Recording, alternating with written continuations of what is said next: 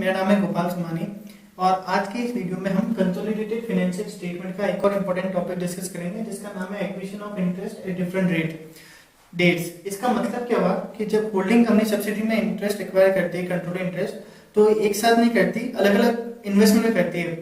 तो उस सिचुएशन में कैलकुलेशन कैसे होगी वो हम आज की वीडियो में देखेंगे। तो ये जो एक्विजिशन ऑन डिफरेंट डेट्स होता है उसमें 3 सिनेरियोज हो सकते हैं। तो पहला सिनेरियो हम देखते हैं। पहला है 2 or more investment, okay, but controlling interest acquired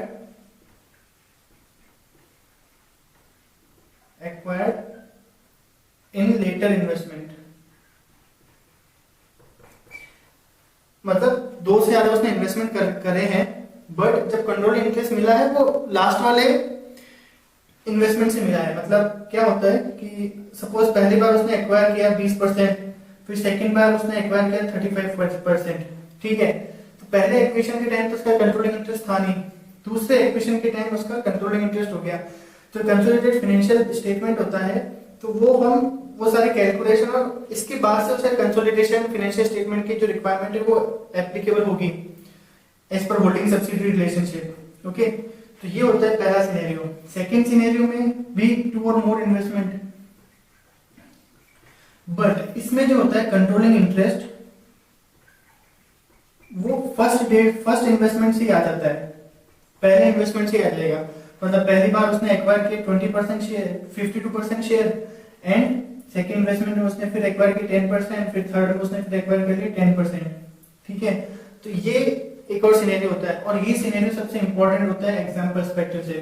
तो ऐसे केसेस में क्या करना होता है, हमें स्टेप बाय स्टेप कैलकुलेशन करनी होती है ईच इन्वेस्टमेंट के लिए, कि हर इन्वेस्टमेंट के लिए प्री और पोस्ट प्रॉफिट कैलकुलेट करना होता है, ठीक है। और उस अकॉर्डिंग हमें कैलकुलेशन करनी होती है सीएफएस बनाते टाइम। तो ये सबसे इंपॉर्टेंट होता है, हमारा फोकस मेनली इसी पे रहेगा और हम देखेंगे कि ये कैसे सॉल्व किया जाएगा, ओके। थर्ड होता है स्मॉल इन्वेस्टमेंट।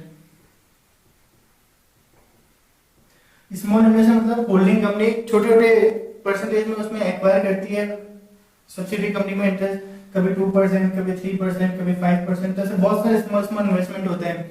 तो जो भी प्रैक्टिकल मतलब जो भी प्रैक्टिकल पर्सपेक्टिव हम मेजर कर सकते हैं, तो उसके जिस डेट को फिर कंट्रोलिंग इंटरेस्ट एक्वायर होता है, जो प्रैक्टिकली जब कंट्रोलिंग इंटरेस्ट एक्वायर होता है उसके बाद से सीएफएस की रिक्वायरमेंट उस पर एप्लीकेबल हो जाएगी, उसके बाद ही हम वो सब कैलकुलेशन करेंगे, ठीक है।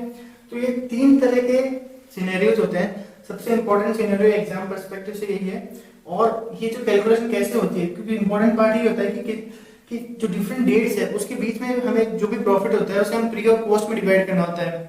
तो वो कैसे करना होता है, वही सबसे इंपॉर्टेंट कैलकुलेशन होती है। और बाकी सब प्रोसीजर सेम रहता है, बस प्रॉफिट की कैलकुलेशन इंपॉर्टेंट होती है कि डिफरेंट डेट्स में के बीच में जो भी प्रॉफिट होता है उसे कैसे डिवाइड करना है। तो अभी यहाँ मैंने क्वेश्चन लिख रखा है, अभी हम इसे सॉल्व करेंगे और देखेंगे किस तरह से प्रॉफिट की कैलकुलेशन होती है।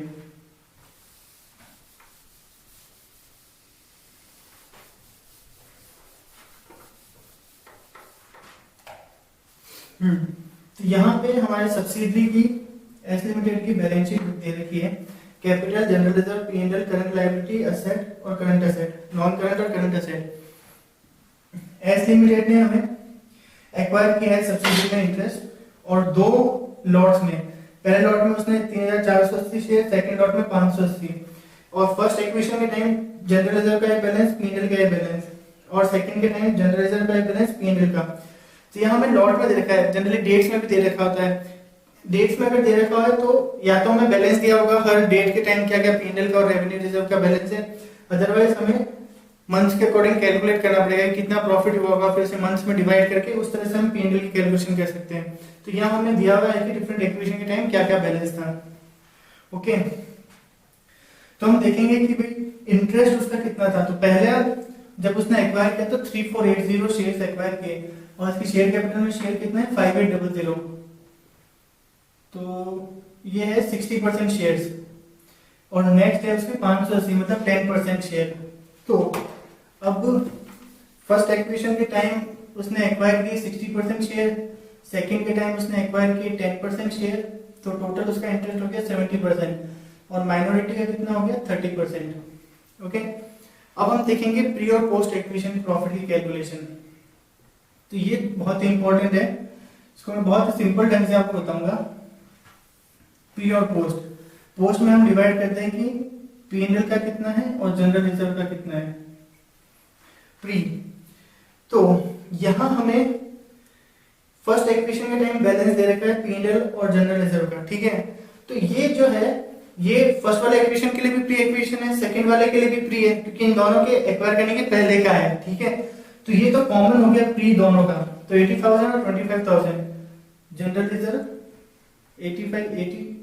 80,000 और P&L हो गया, P&L है 25,000। तो ये 1,05,000 ये तो दोनों का कॉमन हो गया प्री, ठीक है।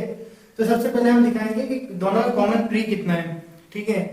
और अब फर्स्ट और सेकंड इक्वेशन के बीच में जनरल रिजर्व का बैलेंस बढ़ गया, जनरल रिजर्व का बैलेंस बढ़ गया 5,000, 80 से 85 हो गया। तो ये अभी मैं साइड में लिख रहा हूँ कि जनरल रिजर्व का बैलेंस 5,000 बढ़ा है फर्स्ट और सेकंड इक्वेशन। और इसी तरह से P&L का बैलेंस 25,000 से हो गया 1,02,000, वो बढ़ गया 77,000। तो ये जो है ये दोनों के लिए, अब एक के लिए प्री है एक के लिए पोस्ट है। फर्स्ट वाले इक्वेशन के लिए पोस्ट इक्वेशन है क्योंकि एक्वायर करने के बाद का प्रॉफिट है, और इसके लिए प्री इक्वेशन है क्योंकि एक्वायर करने के पहले का है, ठीक है। तो इसे हम कैलकुलेशन इसके हमें बाद में देखेंगे, ओके। तो अभी हमने पहले क्या लिखा है, दोनों के लिए प्री प्रॉफिट कितना है। अब हम देखेंगे दोनों के लिए पोस्ट कितना है। तो सेकंड इक्वेशन के लिए प्रॉफिट जीएल का बैलेंस, जनरल रिजर्व का बैलेंस था 85,000 और बैलेंस शीट में 1,20,000। तो 1,20,000 और 85,000, तो ये 35,000। ये दोनों के लिए पोस्ट हो गया क्योंकि सेकंड के एक्वायर करने के बाद का भी है, फर्स्ट के एक्वायर करने के बाद का भी है, तो दोनों का कॉमन पोस्ट हो गया। सो 35,000 ये पोस्ट हो गया कॉमन। इसी तरह से P&L का बैलेंस 1,02,000 था जो बढ़ के 2,05,000 हो गया, 2,05,000 और 1,02,000, तो ये हो गया 1,03,000। ये भी दोनों का कॉमन पोस्ट हो गया। P&L हो गया 1,03,000। तो अभी हमने क्या कैलकुलेशन की है, अभी हमने दोनों का कॉमन प्री इक्वेशन कितना है और दोनों का कॉमन पोस्ट इक्वेशन कितना है वो हमने निकाला है, और इसे हम अभी डिवाइड कर देंगे होल्डिंग और माइनॉरिटी में, ठीक है। तो चाहो तो इसको ऐसे डिवाइड कर देना, कैलकुलेशन में थोड़ा इजी रहेगा। इसमें होल्डिंग का कितना है और माइनॉरिटी का कितना है, होल्डिंग का और माइनॉरिटी का, होल्डिंग का और माइनॉरिटी का। तो 1,05,000 में 70% जो है वो होल्डिंग का हिस्सा है, ओके। तो कितना हुआ, ये होल्डिंग का हो गया। माइनॉरिटी का कितना हुआ 30%, 31500। इसमें होल्डिंग का फिर 70% और माइनॉरिटी का 30%, ओके। इसमें 70%, माइनॉरिटी का 30%।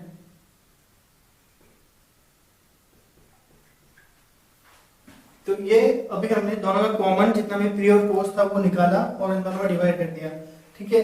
अब यहाँ पे हम कैलकुलेशन देखते हैं जनरल रिजर्व और P&L, जो दोनों का इन दोनों के बीच का है। तो फर्स्ट और सेकंड इक्वेशन के टाइम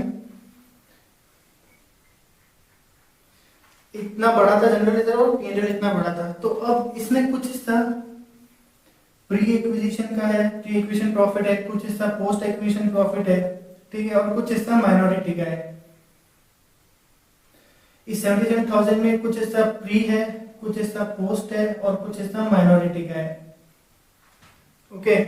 तो प्री मतलब यहाँ हमारे फर्स्ट एक्विजिशन में 10% 60% हिस्सा था, सेकंड एक्विजिशन में 10%। तो प्री किसके लिए है, ये 10% वालों के लिए प्री है, तो 10% प्री। पोस्ट कितने वालों के लिए, 60% वालों के लिए, और माइनॉरिटी कितना है 30%। सेम प्री कितने के लिए, 10% वालों के लिए, पोस्ट कितने के लिए 30% 60% वालों के लिए, इनके लिए पोस्ट है और सेकंड लॉट के लिए प्री है, ठीक है, और माइनॉरिटी कितना है 30%। तो इस तरह से जो कॉमन प्रॉफिट है उसको इस तरह से हम प्री और पोस्ट में बात। तो इस 5,000 में 10% है प्री तो वो हो गया 500, और 60% पोस्ट हो गया वो हो गया 3,000, और 30% माइनॉरिटी का मतलब 1,500। ऐसे ही 77,000 में 10% हो गया 7,700, 60% हुआ 0,0, 46,200 और ये हुआ 23,100। तो हमने जो दोनों के बीच का जो भी प्रॉफिट था उसे हमने प्री, पोस्ट और माइनॉरिटी में डिवाइड कर दिया। ठीक है, अब प्री प्रॉफिट प्री में ऐड कर देंगे, तो यह हमने प्री इक्वेशन प्रॉफिट लिख रखा है, तो यहाँ पे हम ये ऐड कर देंगे 500 प्री इक्वेशन। P&L में से जो प्री है वो हम उधर ऐड कर देंगे, तो प्री 7700 ये और ऐड कर देंगे, तो ये टोटल कितना हुआ 74 और 7 81,700। ये हमारा टोटल हो गया कैपिटल प्रॉफिट। ठीक है, अब जो पोस्ट इक्वेशन जनरल रिजर्व है वो हम पोस्ट में ऐड कर देंगे, जो क्योंकि ये होल्डिंग का हिस्सा है, तो होल्डिंग का 3000 हम उसके जनरल रिजर्व में, तो जनरल रिजर्व में होल्डिंग के हिस्से में हम 3000 ये ऐड कर देंगे, तो ये ऐड हो गया। इसी तरह से पोस्ट 60% होल्डिंग का हिस्सा 46,200 P&L में ऐड कर देंगे। ठीक है, माइनॉरिटी का भी 30% हिस्सा है किसमें, जनरल रिजर्व में, तो जनरल रिजर्व में माइनॉरिटी में 1500 और P&L में 23,100। तो अब हम टोटल कर लेंगे, तो ये माइनॉरिटी का हिस्सा कैपिटल प्रॉफिट में सेम रहेगा 31,500 और होल्डिंग का हिस्सा पोस्ट P&L में 0,03811 और ये कितना हुआ 54,000 और ये हुआ 27,500 और ये हो गया 12,000। तो माइनॉरिटी का माइनॉरिटी में हमने ऐड कर दिया। तो इस तरह से हमें प्री और पोस्ट में बांटना है। तो सबसे पहले प्रोसीजर क्या करना है, सबसे पहले आपको कॉमन हटा लो।